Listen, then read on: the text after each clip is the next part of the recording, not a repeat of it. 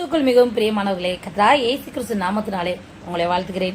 இன்றைக்கு நம்ம என்ன வேத வசனம் குறித்து பார்க்க போறோம்னா 2 தீமோத்தேயு 1:14 உன்னிடத்தில் ஒப்புவிக்கப்பட்ட அந்த நற்பொருளை நமக்குள்ளே வாசம் பண்ணுகிற பரிசுத்த ஆவியினாலே காத்துக்கொள். உங்களுக்கு ஆண்டவர் என்னெல்லாம் கொடுத்திருக்கிறாரோ அதை நீங்க உங்களுக்கு கொடுக்கப்பட்ட பரிசுத்த ஆவியினால நீங்க காத்துக்கொள்ளணும். உங்க சுய பலத்தினால நீங்க காத்துக்கொள்ளவே முடியாது. ஆவியானவர் உங்களுக்குள்ள இருக்கும்போது உங்களுக்குள்ளான எல்லா நற்பொருளையும் காத்துக்கொள்ள அவர் உதவி செய்வார்.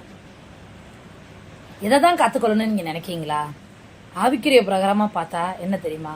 ஆண்டவர் உங்களுக்கு கொடுத்த கிருபைய நீங்க காத்துக்கொள்ளணும்.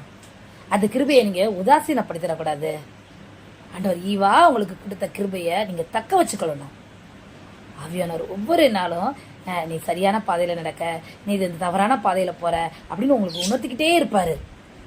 அதை நீங்க கேட்டு சரி பண்ணிக்கோங்க.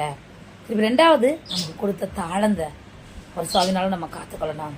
ஒரு சிலருக்கு பாடுற தாளந்து இருக்கலாம், ஒரு சிலருக்கு நல்ல பிரசங்கம் பண்ற தாளந்து இருக்கலாம், ஒரு சிலருக்கு ஆத்ம ஆதாயம் பண்ற தாளந்து இருக்கலாம். இந்த தாளந்துகளெல்லாம் நம்ம பத்திரமாய் காத்துக்கொள்றவங்களா நம்ம காணப்படணும். உங்களுக்கு கொடுக்கப்பட்ட வரம் கனி ஆவிக்குரிய வாழ்க்கையில பரிசுத்தாவினால மாத்திரம் தான் அதெல்லாம் காத்துக்கொள்ள முடியும். நம்ம அஜாக்கிரதையா இருந்தனா பிசாசவன் நமக்குள்ள களைகளை விதைச்சிட்டு போயிருவான். நம்மளால காத்துக்கொள்ளவே முடியாது. அஜாக்கிரதையாவே நம்ம இருக்கக்கூடாது. உலகப்பான வாழ்க்கையில நம்ம எதை காத்துக்கொள்ளணும் தெரியுமா? கர்த்தர் நமக்கு கொடுத்த ஐஸ்வர்யத்தை, செல்வத்தை, வருமானத்தை, சம்பாத்தியத்தை நம்ம காத்துக்கொள்ளணும். சம்பாத்தியம் இருக்குங்கிறதுக்காக நம்ம வாட்டுக்கு செலவழிக்க கூடாது.